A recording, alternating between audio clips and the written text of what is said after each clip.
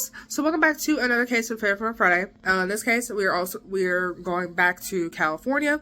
Why am I covering so many California cases? I don't know. I guess a lot of crazy shit's going on in California. So then, of course, this case is involving a post office and a mass shooting. So just a heads up on that, in case you haven't figured out from the title or even the thumbnail. And so, with that being said, of course, there's also going to be discussing mental health and discussions of suicide. So, of course, if that is not something you want to, I guess, watch, I definitely have other cases you can watch, and I definitely understand. And I'll see you in, I guess, the other videos if you choose to still watch this channel. And so, with that being said, let's go and get started. But if I lay down and I play dead and I stay dead, maybe you'll get sick of being the monster out of my head, under my bed. Think you're something out of my nightmares, seen it right there.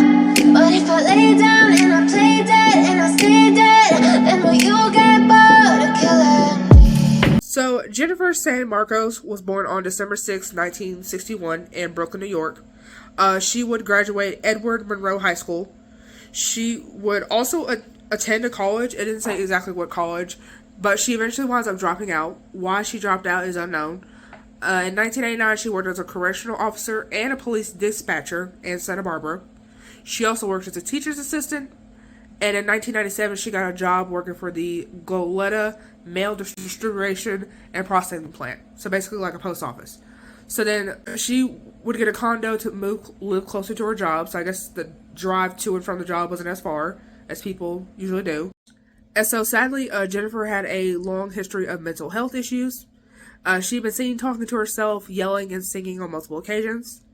There was a time when she was stripped naked at a gas station and the police were called, but she had her clothes back on before they arrived, so she was never charged. So I guess they didn't have proof that she was actually naked.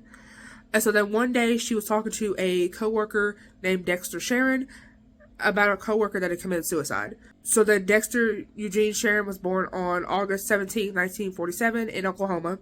He had graduated from Booker T. Washington High School. At 18, he had signed up for the Air Force and went to Oxnard, where he had met and married his wife of 35 years, Charlotte Shannon. And so then he had served in the Vietnam War from 1970 to 1971.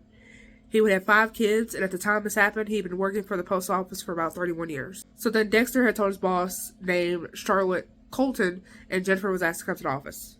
So I guess what happened was there was a coworker that sadly took their own lives, and then Jennifer, I guess, was talking about taking her own life. So Dexter was concerned about Jennifer, like any good coworker, and went to Charlotte basically to make sure there is not another suicide.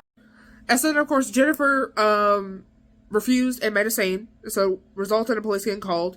Jennifer was tested and allowed to keep her job, but had to stay away from her coworkers, so which I don't even know how that even worked. She was placed on psychiatric disability in 2003. Jennifer was still her place and moved to New Mexico the following year. She is said to have stayed there because her car broke down, which we don't even know if that's even true. And so then while in New Mexico, she became obsessed with an employee named Sonia who worked at the administrative office. She would even throw away any groceries that she had just bought, including whatever change she had. She would try to start her own company called the Racist Press, but her business license was denied. So the idea behind the newspaper was about religions and a theory of the United States government and David Berkowitz, the KKK, and murders that believed to have had a racist motive. So then in August of 2006, she would go to a pawn shop and buy a 9mm Smith & Wesson 9.15 round. We went to a separate shop and bought 200 rounds of ammo. And so then on January 30th, 2006, she would drive from Milan, New Mexico to Goleta, California, where the post office is. And that's said to have been almost a 13-hour drive. So then she would stop at a former neighbor's home named Beverly Graham. And so then Beverly Ann Graham was born on January 24th, 1952. I guess, if you wanted to know her date of birth and stuff, I couldn't find a background on her. And so then Jennifer had actually jumped over her fence and got in through an unlocked door in Beverly's house. She shot Beverly in the head, killing her, was said to have been pretty much instantly. So then Jennifer would drive to her former job, getting in by following a car, because you had to have a key. Of course, Jennifer don't work there anymore. So she only got in because she followed a car, and the gate did not lock in time in order to lock her out. So then she got someone at gunpoint, grabbing their badge to get in, but not but not before telling them to leave. So she let that person live for some reason. So I guess maybe she liked that person, or maybe she didn't know them. So then normally there were 300 people working that day, but miraculously there were only 80. For why, I don't even know. And so then as she was approaching the door, employee Z. Fairchild was also approaching. And so Z. Vang Fairchild was born on October 29th, 1968 in the capital of Lloyd, which I think that's in Asia. Jennifer shot her between the eyes, so obviously that kills her. So then she would enter the building. Malika Higgins and Nicola Grant would be next. And so Malika M. Brentley Higgins was born on May 4th, 1977. And so Nicola Michelle Grant was born on May 14th, 1963. So there's a lot of May birthdays in this story. And so then Nicola was a wife, mother, and grandmother.